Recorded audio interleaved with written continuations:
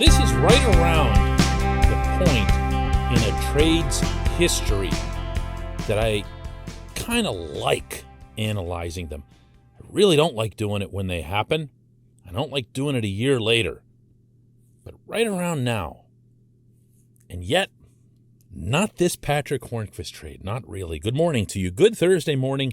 I'm Dejan Kovacevic of DK Pittsburgh Sports. This is Daily Shot of Penguins. Comes your way bright and early every weekday if you're into football and or baseball. I also offer up daily shots of Steelers and Pirates right where you found this. The Penguins will take on the Florida Panthers tonight at PPG Paints Arena, 7:08 p.m.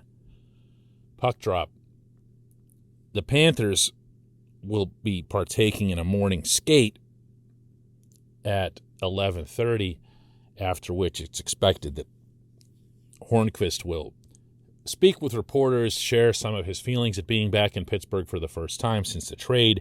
You know for a fact there will be a tribute video to this great champion, to the author of one of the greatest, most momentous goals in franchise history, and actually within that, one of the great moments in Pittsburgh Sports history. And he won't want anything to do with it. He will want nothing more than for the session to end in roughly, 70 seconds. And he'll be staring at his watch the whole time. Not that he's rude with reporters or anything like that. The man's just always got somewhere to be. And if you followed his career, you know where that is. It's not in front of a microphone. It's in front of a net. He is something special. There is a part of me that understands why Jim Rutherford traded Hornqvist. I do have an appreciation for the need to have speed with your top six wingers. And I also have an appreciation for Hornqvist's lack thereof. He's not the slowest guy on the rink, but he's not the fastest either. And taking that even further, I have an appreciation for why Mike Sullivan's system really demands speed. You've got to be on the puck in order to be effective in the entire 200-foot system.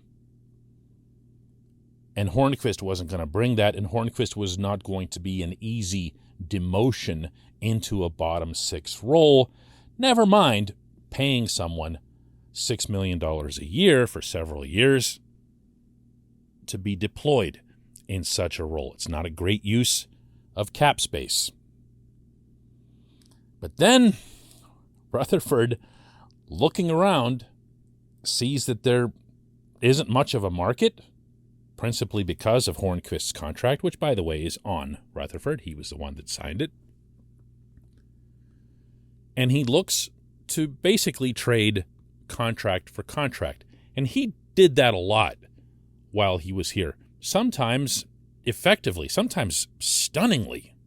Who can ever forget Trevor Daley showing up for Rob Scuderi, or for that matter, Eric Goodbranson for Tanner Pearson when Pearson looked like he had an untradeable contract. These things can and do happen. They refer to it inside the industry as trading bad contracts. I'm not about to label Hornqvist with everything that he's achieved as having a bad anything. But this was the route that Rutherford chose. And my criticism, if it sounds like there'd been one coming here, there is, was that Hornqvist didn't need to be traded at all. This portion of Daily Shot of Penguins is brought to you by the good people at the Greater Pittsburgh Community Food Bank, where they're committed to providing food for all of our neighbors in need across Western Pennsylvania, and they, in turn, need your help. Visit pittsburghfoodbank.org to find out how $1 from you can be converted into 5 full meals. That's right, $1. 5 full meals. Visit pittsburghfoodbank.org and make sure you spell that out.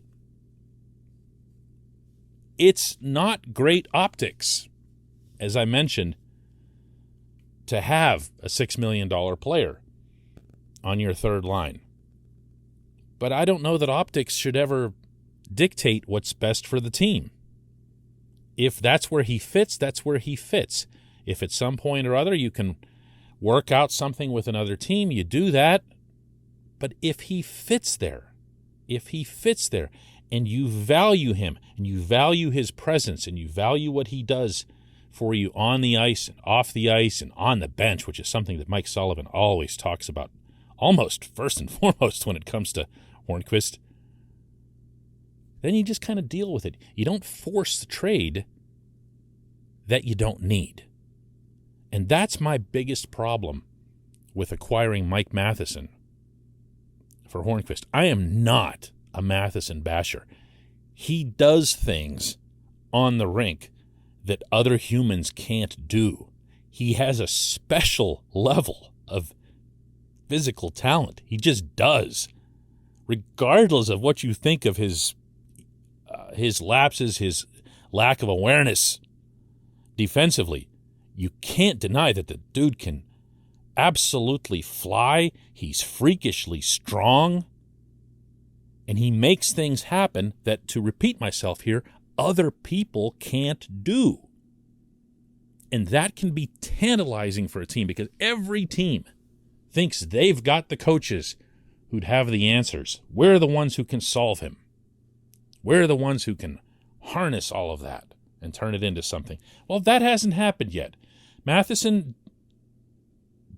is a high-event player, to use the lexicon of the day, meaning when he's on the ice, a lot of things will happen for the Penguins and a lot of things will happen for the other team. High event, lots of events. He's like light up night, you know? But that wasn't what this team needed. Not at all. Look at this past training camp, and there were only about 17 left-handed defensemen vying for a roster spot, and legitimately so. When you're looking at Juuso Riikola as your number 9 or 10 defenseman, you've gone too far. You've gone too far. And yeah, I know they eventually get out on the ice, and Juuso's playing right now because of all the COVID protocols and everything else that's going on. But that's not how you construct your roster. You don't construct it for the worst possible occasions. You construct it for how are we going to win a Stanley Cup? And Matheson, in a playoff setting, should scare the daylights out of you. He should be someone you've got on the tightest leash on the third pairing, and you're only allowing onto the rink when there's an offensive zone faceoff. There. How's that? Now, look at Hornqvist and ask yourself, in which situation, in a playoff game, would you feel anything but great putting him onto the rink? That to me is it. That to me is it. That's why this made no sense. I think what was happening with Rutherford was that he wanted so desperately to have a semi-clean start with the top 6. He wanted to make the team faster. He wanted to make the team feel a little bit more energetic. And you know what? He did. He did. Let's give credit where it's due. But did it get any closer to winning a 6th Stanley Cup? No.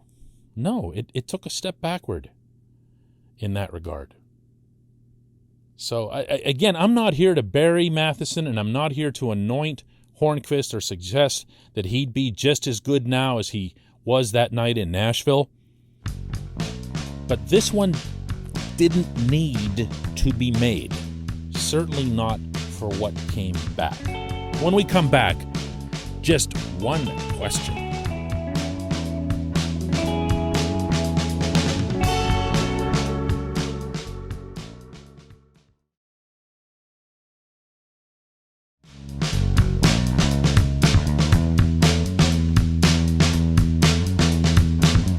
Welcome back. It's time for Just One Question. That's always brought to you on this program by Fubo TV. The monthly cost of cable is over $200. Fubo TV is $65 a month to watch all the same channels, including AT&T Sportsnet Pittsburgh.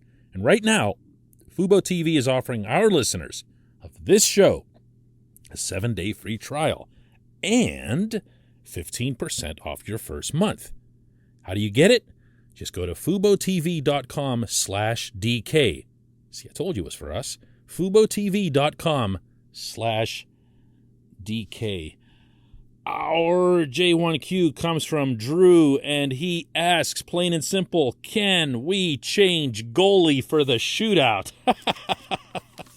Well, Drew, yes, if you're asking about a rules interpretation, yeah, we can end this question in a heartbeat. Sure, you can change your goalie anytime, for any reason. But you're not going to see that. I believe you're not going to see that ever in hockey. If it's happened to date at the NHL level, I'm not familiar with it. I can't imagine which coach would have the guts to change his goaltender going into a shootout after he trusts that goaltender to go out there and play actual hockey for 65 minutes. The level of embarrassment, and that's all it's about. You talk to hockey people and they'll tell you it's all about not wanting to embarrass the goaltender. The level of embarrassment that you would incur upon that poor soul, especially if that goaltender plays really well for you to that point. That's just not going to happen. We've seen different things happen in the hockey culture. We've seen modifications. We've seen adjustments to how players are utilized. We've seen players get replaced, great players, legendary players, get replaced by a plugger in a certain situation on the rink because, there's some wizard on defensive zone draws or something like that. This is different. You're not really asking the goaltender to apply a different skill set when they go out there. Every goaltender at every level of the sport is expected to be able to stop a breakaway. And even though the shootout is a gimmick in practice, the hockey action that's occurring on the ice is a hockey thing. I'm just trying to picture what setting other than an injury would lead a coach to do that. And even if it's like, say, for example, the last game of the regular season and your team absolutely, unconditionally needs 2 points, okay? And you've gotten through regulation and overtime, and you say, wow, this is it. We have to win this shootout or we don't make the playoffs. I still don't think you'll see it because you'll still be sending an ice-cold backup over the boards to face the other team's very best shooters. I just don't think you'll ever see it. What I do think you'll see, Drew, and that's a lot more pertinent, is Andy Chiodo and everybody associated with the Penguins working with Tristan Jarry to, get better at this. And Jarry, to his credit, talked about it openly after practice yesterday in Cranberry. Well, you're going against the best players in the world. It's tough to say. It's something where it's you and the player has the advantage. They're able to slow down, speed up, and you're basically just sitting there waiting. And it's something I think that I have to improve on. I think it's something that I've been working on, and it's tough. They're best players in the world coming at you. There's something that I think I just have to be more assertive and make sure I'm showing my best version of myself in there. And I think I'll be the first one to be the happiest when that does happen. It's been tough. One other footnote on this subject is that Casey DeSmith isn't very good at shootouts either. So, be careful what you wish for. If you've got a goaltender who's good enough to be your choice for regulation and overtime, you're not changing them for shootouts. I used to think stuff like that whenever Matt Murray was here and Marc-Andre Fleury was the other goaltender. It's like, can you just bring Flower on for the shootout? Maybe it'd be something like that, But again, you'd be killing Muzz. He'd probably go into the locker room and just destroy everything. I appreciate the question. I appreciate everybody listening to Daily Shot of Penguins. I'm covering Penguins versus Panthers tonight, and we'll be back here tomorrow to talk about it.